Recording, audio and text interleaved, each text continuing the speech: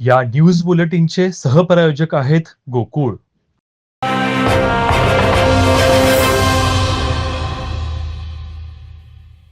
पन्हा तालुक्यातील पैजारवाडी येथील परमपूज्य सद्गुरू चिले महाराज समाधी ट्रस्टतर्फे दिनांक 20 ते 27 एप्रिल या कालावधीत श्री चिले महाराज भंडारा महोत्सव आयोजित केला आहे.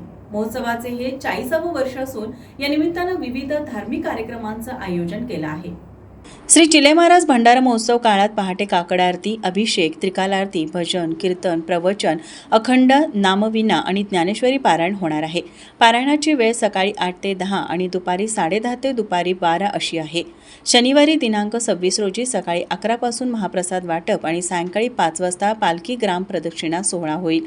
संत नामदेव महाराज यांचे 17वे वंशज पंढरपूर येथील एकनाथ नामदास महाराज यांच्या काल्याच्या कीर्तनानं रविवारी महोत्सवाची सांगता होईल.